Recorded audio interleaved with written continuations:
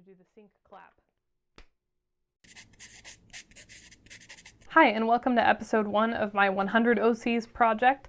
I wanted to do a quick little intro to this video now that I'm finished editing most of it. This is a very long video. I go through the sketching and concept phase, the inking phase, and the coloring phase in this video. There's a little bit of random tangents here and there on how to draw specific things. It goes on for a bit.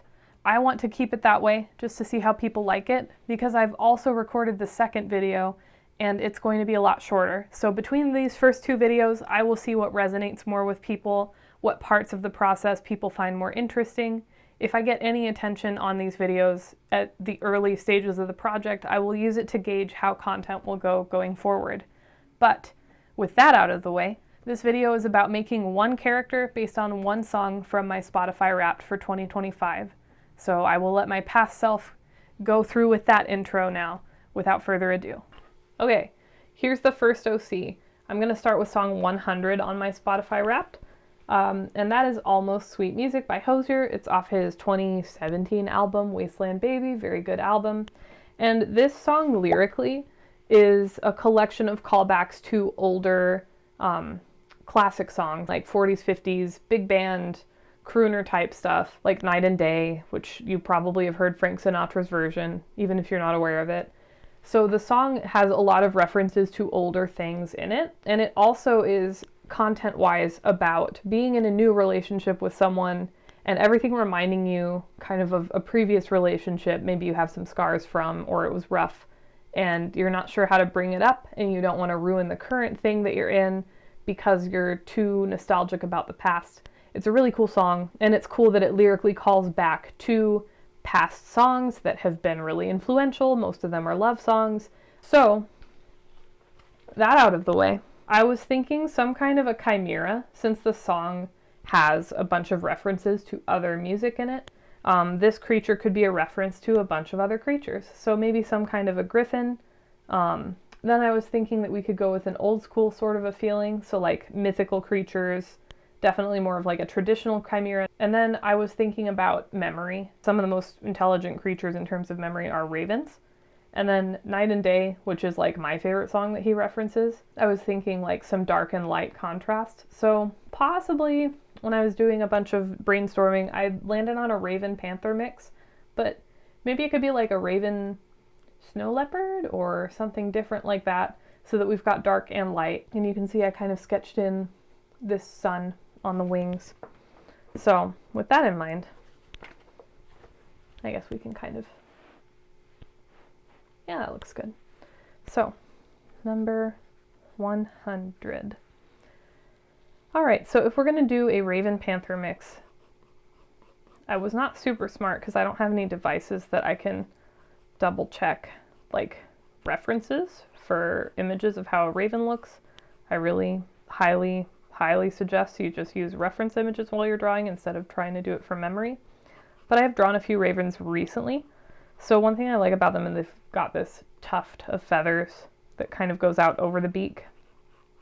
They've got kind of a long angular beak.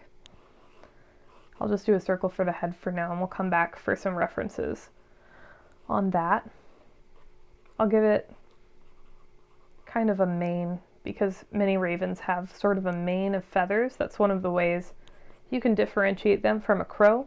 They've got kind of a thicker neck with more feather ruffles on it. And then we'll move down into the chest. And I do still have a very like how to draw, put some circles, like from your childhood how to draw books. That is still very much in my process. It's just how I learned. So I'll block out an arm here. I'm thinking like a classic sort of a sphinx pose for this. And I don't want to spend too terribly long on making each OC because there's going to be 100 of them. And I don't know how long editing is going to look or my workflow for that yet. So we'll see. But let's see. I'm going to go with definitely like a classical cat-like sort of body for this chimera, for this griffin. It does have the same legs front and back. So let's see if we can remedy that, because usually they don't. I'm looking for an eraser and I cannot find one. This one is a little stubby, so we'll see what we can do. So maybe the back leg can be something like a deer. Yeah, I like the look of that. Still very like mythological. So there's the body. I do kind of like the non-tufted tail here, and I don't really want to make the tail a snake or anything too, I guess, too exotic. It's a super long tail though. Proportionally, that is crazy long. I will probably shorten it. We'll see. It feels really weird to erase like perfectly vertically, but here we are. And then, so animals with 6 limbs are always kind of strange to draw, because if you think about the skeleton, like, you've got kind of shoulder blades up in here that the shoulders are attaching to, so like, is it just a longer, bigger plate that the wings are going to attach to now? And then how does that stay anchored down with muscles? So I always get a little bit into the weeds when I'm trying to stick wings on something that does not usually have wings. I think a good sort of compromise is to place the wings farther back, so you've got your arms here, your wings, and then some distance before the legs attach.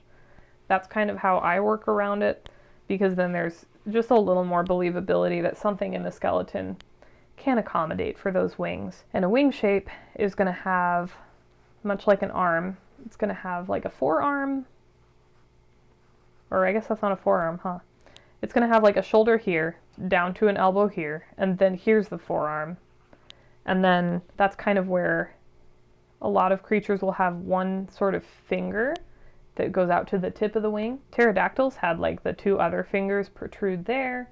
I'm not going to do that for this. I don't want it to look like a dinosaur.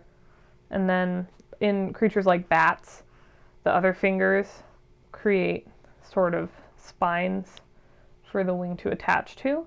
But I would like to do like a feathered sort of a wing. I have not looked into the skeletal structure of bird wings, which seems silly, but I can kind of cheese it.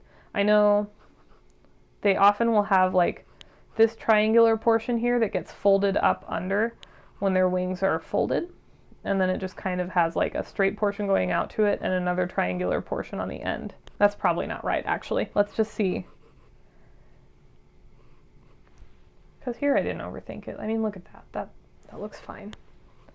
So I guess I've got like the arm, shoulder to elbow, elbow to forearm, and then a suggestion of further internal structure here. For a long time I used to draw wings very rounded with the feathers, but I've noticed a lot of people will draw like a flatter top and then kind of a point and a fatter bottom, or like a more curved bottom.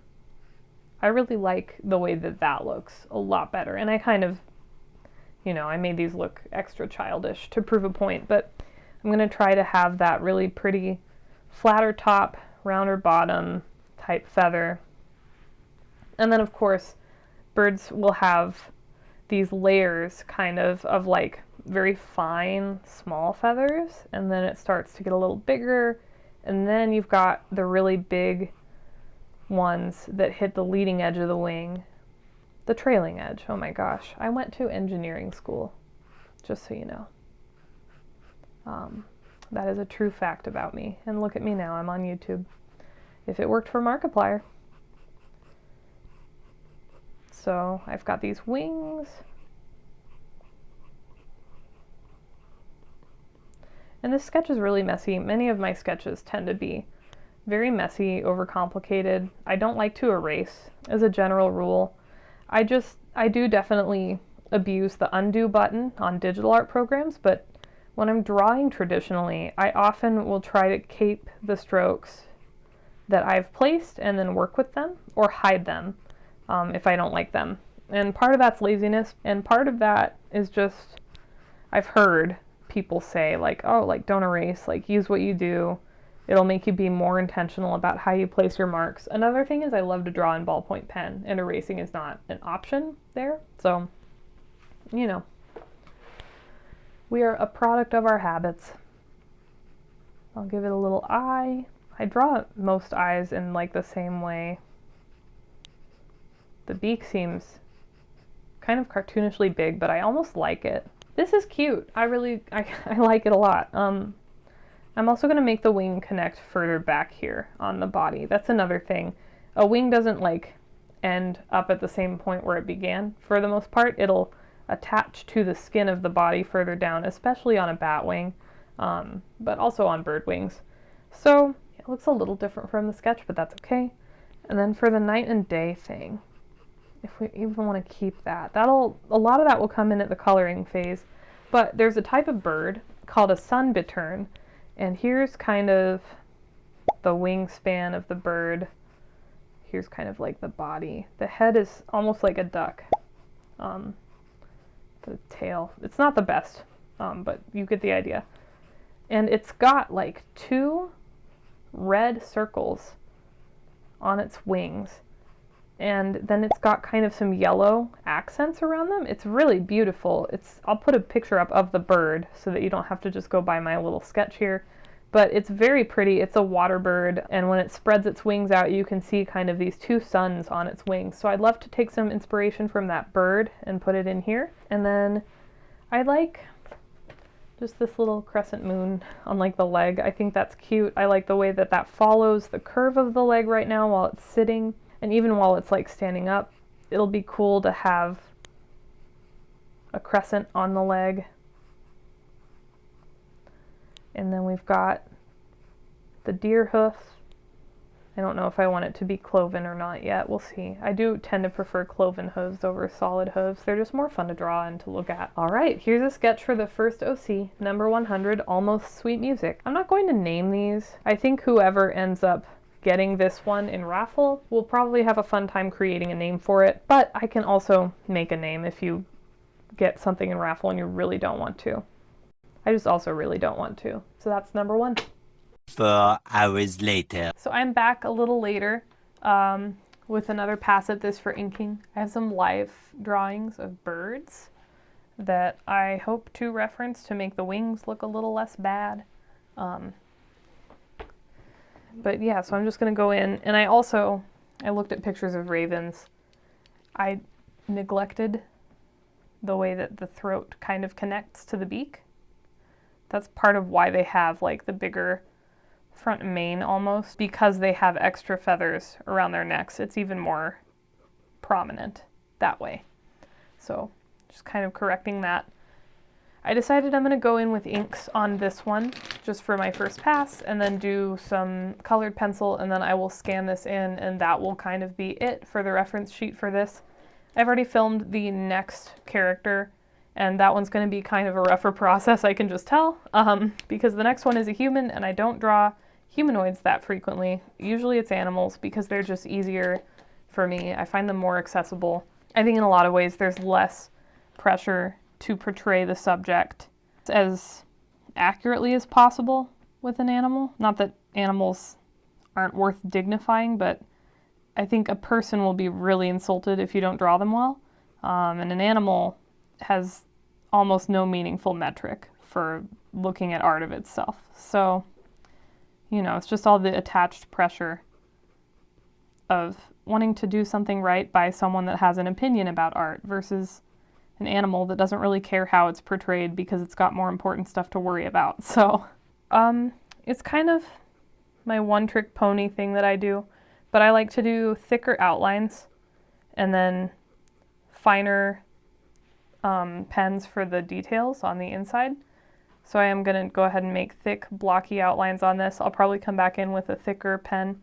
I'm using microns, but for a really long time I would do this with just Sharpie or whatever I had laying around. I don't think that like fancy materials make a huge difference when it comes to artistic skill. I think they make a difference in what you can achieve for the finished product, but that really only matters when you're trying to market things and sell them. If it's for your own enjoyment, you can do anything with anything. So I don't know. I don't see the big point in trying to emulate what's in somebody's pencil case. I think it's more important to find artists whose styles you like and learn how to make things similar to that. because often they can create stuff that you would enjoy with a ballpoint pen or with like a whole legion of Prismacolor pencils. And that just comes down to how they express themselves and the methods that they use for how they draw. And I think everyone knows this. I just think we also want to feel fancy and have nice things. And quality materials can make certain things a little easier. Like the more pigment is in your pencils, the more they'll cost, but the less layers you might have to use to get like a really rich, smooth lay down of the color there. So like, I guess materials do matter more than I'm making them out to, but I also think that if you can't afford something or if you don't have access to something, that shouldn't stop you from making stuff to begin with. That's maybe a more graceful way to make the point I was trying to make.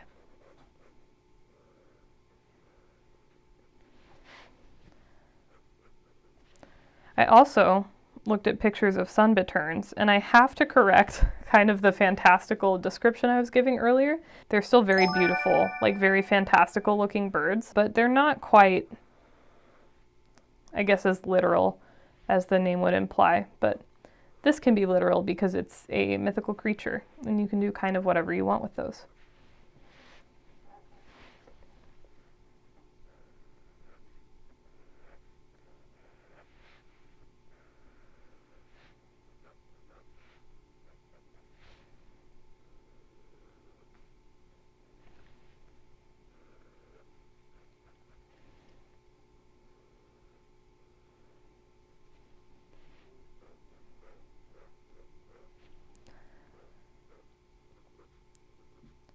So I will be getting into this a little bit more at the end of the video, and I will probably, at least on the first several videos, have the same sort of footage roll for the outro so that it's just abundantly clear where I'm coming from with this project, but I don't intend to keep any of these OCs.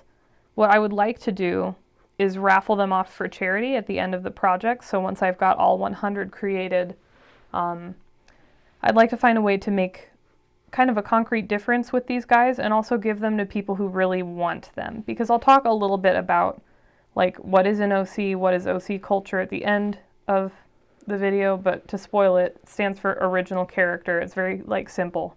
There are just some people who really get a kick out of making these, designing these.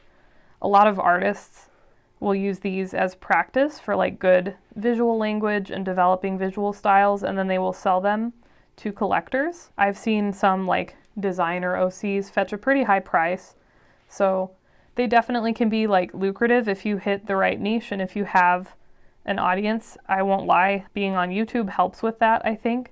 There's one, oh yeah, I was going to try to shout out a content creator or an artist who I have drawn inspiration from in every video, because we like really don't make things in a vacuum. Everything that you make is kind of an amalgamation of what you've internalized about stuff you've seen. I know I'm getting incredibly philosophical this whole video, but anyways, if I wasn't too pretentious and you haven't clicked off, you should go check out Trick. I will link their channel in the description. They make really cool animations of their own OCs. So that's one of the sort of use cases that these guys can have. They just can have little stories. You can make little worlds of characters that interact with one another. I believe Trick has gotten a lot of their popularity from having a YouTube channel and really beautifully done animations. And so a lot of their adopts or their OCs will sell for a couple $100s because they're very well done, but also because there's like a level of prestige and recognition that comes with that. So I'm not trying to become like a designer OC creator. I think that is like a really cool niche to have. If you can make income off of that and you can have that level of fame, I think that's awesome. That would be a lot of pressure for me, so I don't really want it, but I really admire the people who can sort of sustain that, and I hope they continue to, because it is really cool to be able to make a living off of your art. And I think any way you can do that is really cool, and it's not worth it to denigrate how some people make things. Like, this is not fine art. This doesn't have, I guess, the intellectual, cultural merit that certain like contemporary art does. It is very like internet based. I know a lot of people in the OC scene seem to be younger. A lot of them even are minors. So it's one of those things where it's easy to be dismissive and treat it as like a beginner hobby or kid stuff, but it's fun and it sparks a lot of creativity, and I see a lot of artistic merit behind doing this as well. What can you do with shapes and language? Can you convey a meaning in a character visually that feels the same as like the song that it's taking inspiration from, or anything else that it's taking inspiration from? But anyway,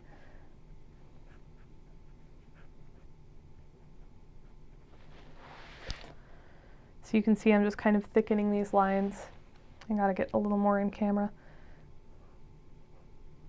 I really like it. And another discipline of character design is actually profile, like the strength of the profile of the character. And if that is a little too technical, it's literally just, if I were to paint bucket this whole thing with black, and so you could only see the shadow, like the outline, the who's that Pokemon. Is it recognizable? Does it read clearly? Could you who's that Pokemon this character design? So that's like one of the things that people who are professional character designers for film studios like Disney or TV studios are very good at, is creating a language of shapes that makes their character recognizable even in silhouette. I think Phineas and Ferb is a great example because every single character in that show would look wildly different in silhouette form, but they're all part of like the same universe. None of them read as being too weirdly different, that they don't seem to fit. So like that's pretty cool. I think this is a pretty basic silhouette. I don't think there's anything necessarily wrong with it. I do think the wings look a bit stiff, but that's not necessarily limited to how the silhouette would look. But I do like the tail. I'm glad I shortened it. I like the kind of curvature at which it lays out. It looks kind of like a real cat. Overall, I'm pretty happy with this one.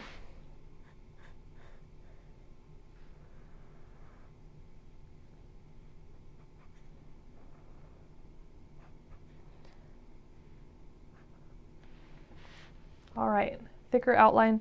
I think I am going to go in and make this wing thicker as well so that it reads as a separate appendage from the wing behind it.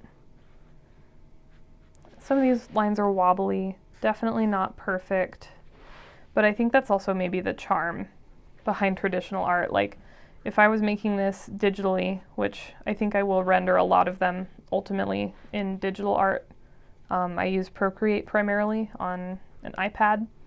You can do like a curved stroke and then hold the pen and it will smooth that curve for you. It gives you the option to make perfect circles, straight lines, just by smoothing it. You don't have that at all with traditional art. And you can buy like an architect's tool set. I don't know what they're called. I have actually a few of them, like the curves. They have these very cool curvy rulers for set curve shapes that are in architecture. You can do that kind of thing, but that's about the limitation that you have. You still have to have kind of a steady hand. And the less you draw traditionally, the harder it is to achieve that. I've definitely been working a lot more in digital this year since I got my iPad. It's been about a year. I'm not incredible by any means with it, but I have been able to do like a few commissions. Oh no, my iPhone storage is full. Okay, so I was not as prepared for this project as I maybe could have been. My phone might have filled up with memory. You know, we're learning as we go. So now I'm on a color. The problem always with colored pencil is that you're gonna have like the stroke marks, unless if you really lay it on thick and you have really good ones. So I'm at least gonna make the stroke marks look nice. And I'm gonna check a few of these yellows. I've had this same piece of artboard since high school. So over 10 years now that I check colors on, and I could totally just throw it away, but it's so nostalgic for me now. Oh, I don't want like that fluorescent yellow. Ew.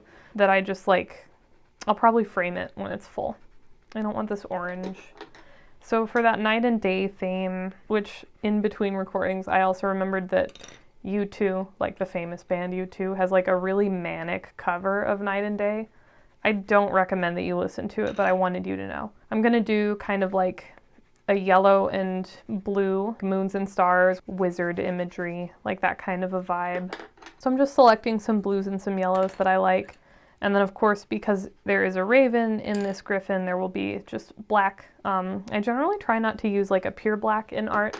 One of my art teachers in high school said that the less you can use a pure black pigment, the more professional your art will look. He kind of went into a few ways to do that. I don't remember what he taught, but in the years since then, like obviously a very, very dark desaturated blue, or sometimes a very dark desaturated red is going to be a nice way to achieve that. But also, actually, because I have kind of a purple and a yellow handy, if you take colors that are opposites on the color wheel, so purple and yellow is one of them, when you mix that, it starts being brown. Whoops. But eventually, if you use darker values, because these are very light values, despite the hues being the right thing. So that's giving me like kind of an ugly gray. But if you were to use a darker value of purple and a darker value of yellow, you can get something dark-ish. You can create like a shadow. But this is a raven. I'm gonna give it some jet black feathers. And this is kind of a happy accident because I was thinking maybe some of the feathers in its face could have yellow specks. So you've got kind of a night sky going on in the head.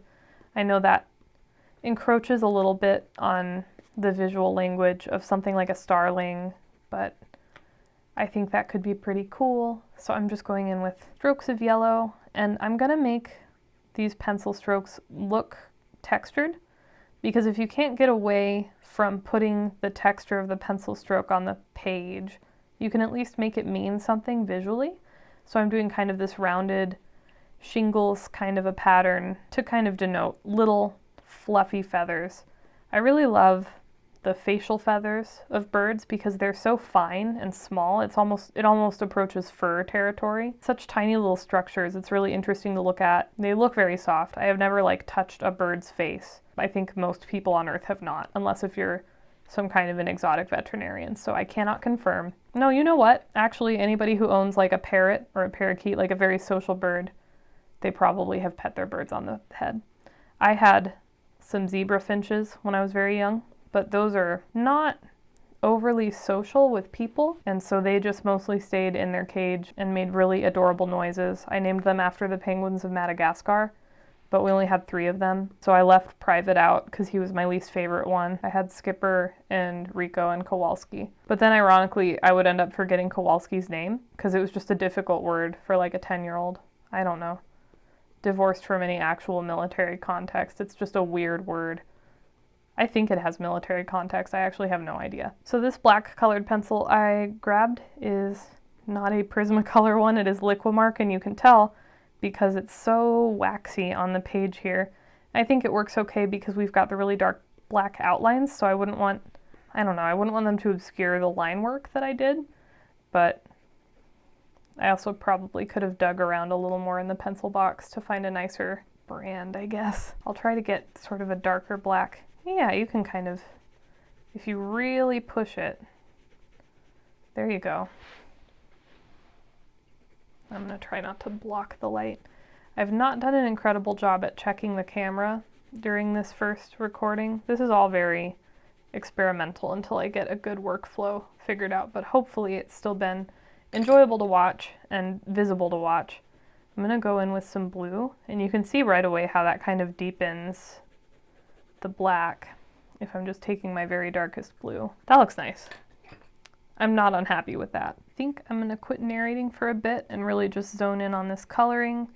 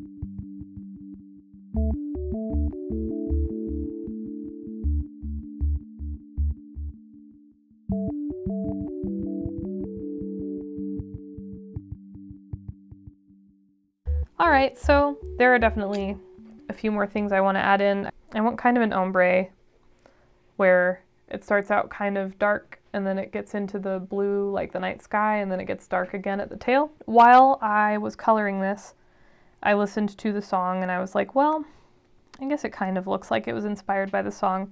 I think it ended up being a little more inspired by a song that is shouted out in the song, which is kind of funny because I don't think that ruins it, but like his fear in the song that hearkening back to a previous relationship will ruin the current one, and then me hearkening back to a previous song and a little bit of fear that that has ruined the current OC, and I don't think it's ruined anything. It's just funny.